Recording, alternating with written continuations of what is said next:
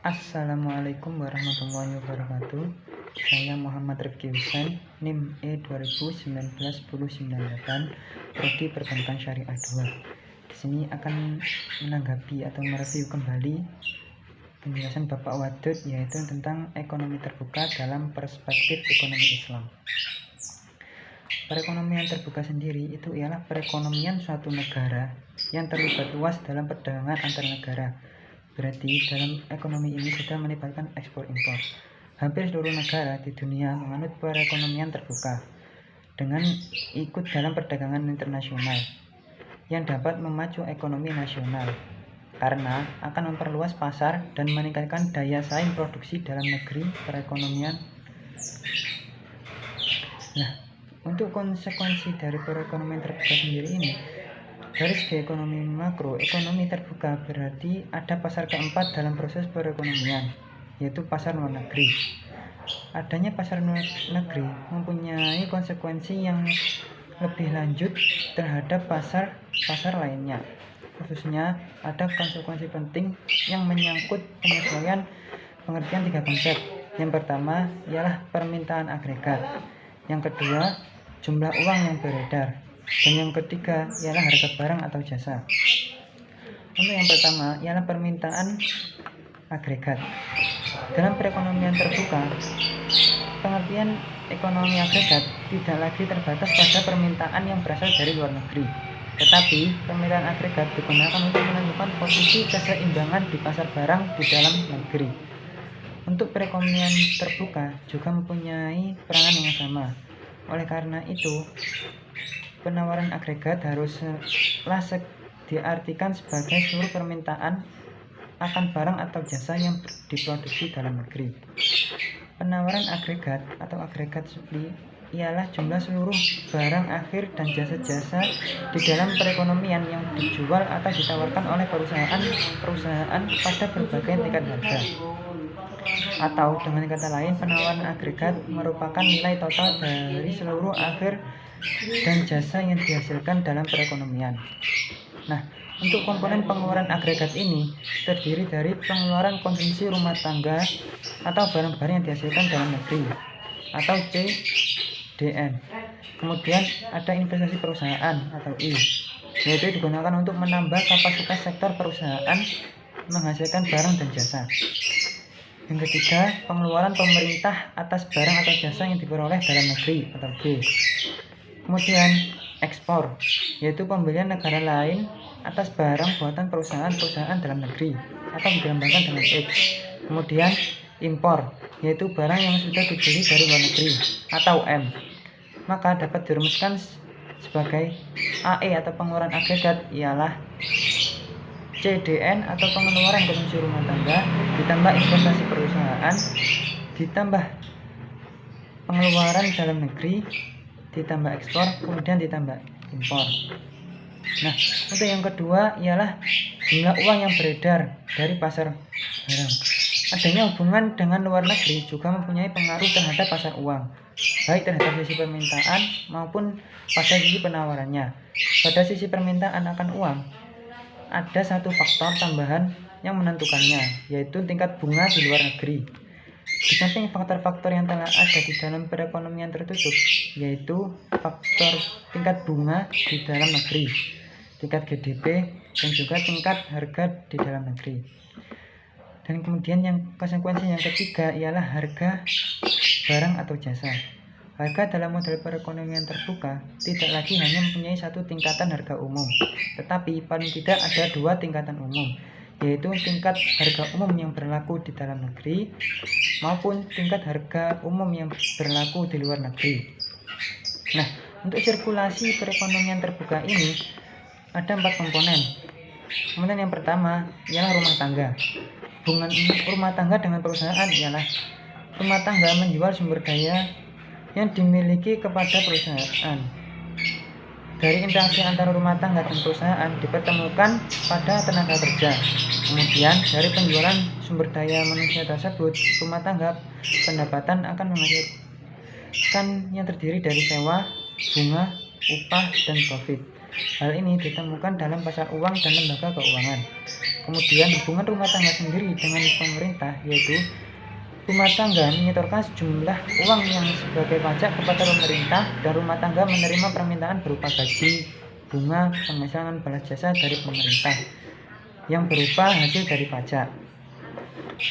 Kemudian hubungan sendiri rumah tangga dengan negara lain.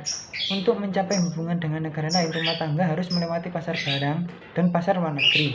Rumah tangga mengimpor barang dan jasa dari luar negeri untuk memenuhi kebutuhan hidup. Komponen yang kedua ialah perusahaan. Perusahaan merupakan gabungan unit kegiatan yang menghasilkan produk, barang, dan jasa. Hubungan perusahaan dengan rumah tangga ialah perusahaan menghasilkan produk-produk yang berupa barang dan jasa yang dikonsumsi oleh masyarakat. Kemudian perusahaan mendapatkan penghasilan dari penjualan produknya. Interaksi tersebut dipertemukan di dalam pasar barang. Kemudian hubungan perusahaan dengan pemerintah sendiri itu ialah perusahaan membayar pajak kepada pemerintah, perusahaan melalui produk dan jasa kepada pemerintah melalui pasar barang. Dan hubungan perusahaan dengan dunia internasional, perusahaan akan melakukan impor atas produk barang maupun jasa dari luar negeri melalui pasar barang dan pasar luar negeri. Dari hasil penjualan tersebut, perusahaan akan mendapatkan laba dan keuntungan. Komponen yang ketiga yaitu ialah pemerintah. Di sini pemerintah bertindak sebagai pembuat dan pengatur kebijakan masyarakat dan bisnis. Hubungan dengan rumah tangga ialah pemerintah menerima setoran pajak rumah tangga untuk kebutuhan operasional, pembangunan, dan lain-lain untuk membangun kebutuhan negara. Dan hubungan pemerintah dengan perusahaan sendiri itu ialah pemerintah akan mendapatkan penerimaan pajak dari perusahaan dan pemerintah juga membeli produk dari perusahaan berdasarkan dana anggaran belanja yang ada. Nah, untuk komponen yang terakhir ini ialah negara-negara lain atau negara-negara luar. Hubungannya sendiri dengan rumah tangga, negara-negara atau dunia internasional menyediakan barang dan jasa untuk kepentingan rumah tangga yang dilakukan di pasar luar negeri. Dari pasar luar negeri akan masuk ke dalam pasar barang dalam negeri, sehingga produk yang dihasilkan dapat dibeli oleh rumah tangga. Sehingga dari transaksi jual beli tersebut, negara lain mendapatkan laba dan keuntungan. Kemudian hubungannya dengan perusahaan ialah dunia internasional akan mengekspor produknya kepada bisnis-bisnis perusahaan. Aliran barang dan jasanya juga melalui pasar negeri, lalu masuk ke pasar barang. Dari proses tersebut juga dihasilkannya suatu laba. Nah, faktor-faktor penentu ekspor sendiri ialah yang pertama, apabila barang tersebut diperlukan negara lain dan mereka tidak dapat memproduksi barang tersebut atau produksinya tidak dapat memenuhi kebutuhan dalam negeri. Yang kedua ialah mutu barang. Yang ketiga, cita rasa masyarakat luar negeri terhadap barang yang diekspor. Kemudian yang keempat ialah kemajuan teknologi dan ekonomi negara. Kemudian faktor penentu impor dapat ditinjau dari tingkat pendapatan negara, inflasi dalam negeri, kemampuan suatu negara untuk membuat barang, dan cita rasa konsumen. Nah, untuk keseimbangan perekonomian terbuka ini, perekonomian agregat terdiri atas barang yang diproduksi dalam negeri yang meliputi pendapatan nasional atau Y, serta barang yang diimpor dari luar negeri atau M. Nah, untuk penawaran agregat meliputi 5 komponen, yaitu pengeluaran rumah tangga atau CDN, investasi perusahaan I, pengeluaran pemerintah G, ekspor X, dan pengeluaran impor M. Atau dengan rumus AE sama dengan CDN plus I plus G plus X plus M. Kemudian pengeluaran rumah tangga terdiri dari pengeluaran dalam negeri atau CDN dan pengeluaran atas barang dan jasa impor dengan persamaan C sama dengan CDN plus M. Nah, dari persamaan di atas, maka penawaran agregat dapat dirumuskan menjadi AE plus C plus I plus G plus X. Maka dengan demikian keseimbangan perekonomian terbuka dapat tercapai apabila Y atau pendapatan nasional ditambah M impor berarti harus sama dengan C konsumsi ditambah investasi perusahaan, kemudian ditambah pengeluaran negara, yang kemudian ditambah dengan ekspor, atau dapat disederhanakan menjadi pengeluaran negara, pendapatan nasional atau Y sama dengan C ialah konsumsi ditambah investasi perusahaan tambah pengeluaran pemerintah, kemudian ditambah lagi dengan ekspor yang dikurangi dengan impor. Nah, untuk suntikan dan bocoran sendiri, keseimbangan dapat dicapai ketika I investasi perusahaan ditambah pengeluaran perusahaan kemudian ditambah ekspor yang harus setara dengan S tabungan tambah pajak yang kemudian tambah impor. Untuk pendapatan disposable merupakan sisa-sisa pendapatan nasional dikurangi dengan pajak. YD sama dengan Y pendapatan nasional dikurangi pajak perusahaan dan dikurangi lagi dengan pajak individu, atau YD sama dengan Y kurangi T. Keseimbangan perekonomian terbuka yang lain ialah selanjutnya pendapatan disposable akan digunakan untuk membeli barang dalam negeri dan impor dan ditabung, atau C sama dengan C D plus M untuk ditabung. Dengan demikian keseimbangan perekonomian terbuka tercapai apabila pendapatan nasional dikurangi pajak harus sama dengan C atau konsumsi yang ditambahkan dengan tabungan, atau Y kurangi T harus sama dengan C atau S, atau Y harus sama dengan C plus S plus T, di mana C merupakan pengeluaran rumah tangga membeli barang dalam negeri dan impor, sehingga pendapatan nasional sama dengan konsumsi ditambah investasi perusahaan kemudian ditambah lagi dengan pengeluaran pemerintah kemudian ditambah dengan ekspor yang dikurangi dengan impor.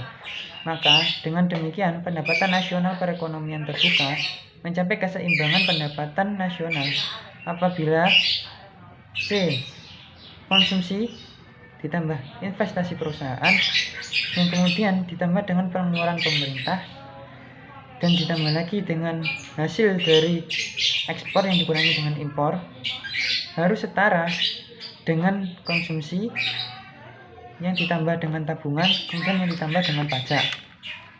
Nah, untuk ekonomi terbuka dalam perspektif Islam ini, menurut Manan, prinsip dasar yang telah ditetapkan Islam mengenai perdagangan dan niaga dari segi tolak ukurnya harus dilandasi dengan kejujuran, kepercayaan maupun ketulusan. Nah, akhir-akhir ini banyak ketidaksempurnaan dalam pasar yang seharusnya dapat dilenyapkan bila prinsip ini diterima oleh masyarakat bisnis dari bangsa-bangsa yang berbeda dari seluruh dunia. Prinsip-prinsip perdagangan dan niaga menurut Islam ini telah ada dalam Al-Quran dan As-Sunnah, yaitu seperti melakukan pelarangan sumpah palsu, pelarangan memberikan takaran yang tidak benar, dan menciptakan etikat dan harus menciptakan etikat baik dalam transaksi bisnis. Perdagangan Islam ini, ekonomi Islam ini sudah dimulai dari sejak zaman dahulu, zaman para nabi, yang dapat dilihat dari kaum muslim yang mempunyai hubungan dagang ekstensif dengan Levant dari Barcelona dan tempat-tempat lain. Ada tempat perdagangan dan konsul di Tunisia, sedangkan perdagangan besar dilaksanakan dengan Istanbul. Perdagangan ini mencapai pelabuhan India dan Cina dan meluas sepanjang pantai Afrika sampai ke Madagaskar. Nah, dalam Islam ini pengeluaran untuk impor dalam perekonomian terbuka dibedakan menjadi dua jenis, yaitu impor yang nilainya tidak tergantung dari variabel lain atau impor yang nilainya dianggap tetap. Nah, sekian dari saya. Assalamualaikum warahmatullahi wabarakatuh.